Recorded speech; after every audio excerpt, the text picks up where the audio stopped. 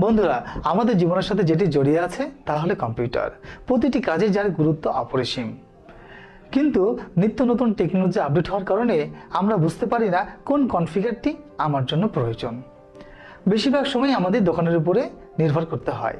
দোকানিরা তখন তাদের ইচ্ছামতো প্রফিট অনুযায়ী একটি কনফিগার দিয়ে থাকে, এমনকি তারা অনেক পুরনো ভার্সনও ওই কনফিগারের মধ্যে ঢুকিয়ে দেয়, যার ফলে কিছুদিন পরে আপনার পিসির পারফরমেন্সটা আর আগের মতন থাকে না। আজকে অল্প বাজেটের মধ্যে একটি সবচেয়ে ভালো মানের হোম পিসি কনফিগারেশন আমরা নিয়ে আলোচনা করব।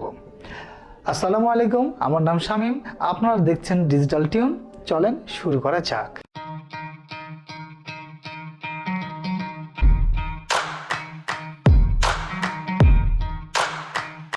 সাধারণত হোম ইউজাররা ডিজাইন, ব্রাউজিং, বিভিন্ন সফটওয়্যার আপডেট, গ্রাফিক্সের কাজের জন্য পার্সোনাল পিসি নিয়ে থাকেন। তাহলে আজকের কনফিগারটি আপনার জন্য খুবই প্রয়োজন। আমরা জুলাই মাসে যে সমস্ত আপডেট বেরিয়েছে সবগুলো রিভিউ নিয়ে আমরা একটি পিসি কনফিগারেশন তৈরি করেছি। আপনাদের সাথে এটা নিয়ে ডিটেলস আলোচনা করব।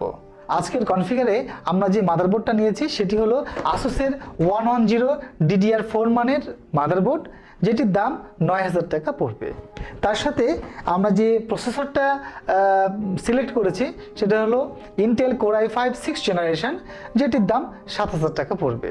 তার সাথে আমরা Corsair DDR4 8GB র্যাম নিয়েছি, যেটির দাম 3000 টাকা পড়বে। এখন পর্যন্ত র্যামের যতগুলো আপডেট বেরিয়েছে তার মধ্যে Corsair এই র্যামের পারফরমেন্সটি অনেক ভালো। আপনার পিসির পারফরমেন্স বাড়ানোর জন্য আমরা একটা SSD কার্ড নিয়েছি এবং এটি 128GB SSD কার্ড। এখনকার মধ্যে সবচেয়ে ভালো কোম্পানি হলো কিংসম্যান, যেটির দাম 2300 টাকা পড়বে। আমরা হার্ড ডিস্ক হিসেবে যেটা নিয়েছি সেটা সবসময় ভালো, Toshiba 1TB hard disk. Personal পিসির জন্য 1TB যথেষ্ট, 2TB পার্সোনাল পিসিতে খুব বেশি ভালো কাজ করে না, বিধায় আমরা 2TB নিতে সাজেস্ট করব না। এখন পর্যন্ত তোশিবার 1TB হার্ড ডিস্কের পারফরমেন্স অনেক ভালো, যেটির দাম 3300 টাকা পড়বে। এর সাথে আমরা ভ্যালুটপের একটি কেসিং সিলেক্ট করেছি, যেটার দাম 2700 টাকা পড়বে। এবং তার সাথে আমরা সবচেয়ে ভালো মানের একটি মনিটর HP, যেটির দাম 8000 টাকা পড়বে।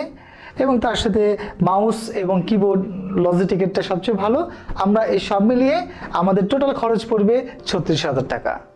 আসলে বন্ধুরা, এর চেয়ে অনেক কম বাজেটে একটি কনফিগারেশন করা যায়, কিন্তু পরবর্তীতে যে এটার পারফরমেন্স অনেক কমে যায়, তখন আসলে আরও একটি নতুন নেওয়ার প্রয়োজন হয়। আমরা যদি এই কনফিগারেশনটা নিতে পারি, আশা করা যায় এটার পারফরমেন্স অনেক ভালো হবে। বন্ধুরা, এতক্ষণ আমাদের সাথে ভিডিওটি দেখার জন্য আপনাকে অসংখ্য ধন্যবাদ। সেই সাথে এখনও যারা লাইক শেয়ার করেনি, দ্রুত লাইক শেয়ার করে দিন এবং সাবস্ক্রাইব করতে ভুলে যাবেন না। আবার দেখা হবে নতুন কোনো টেক ভিডিও নিয়ে। সে পর্যন্ত ভালো থাকবেন। আল্লাহ হাফেজ।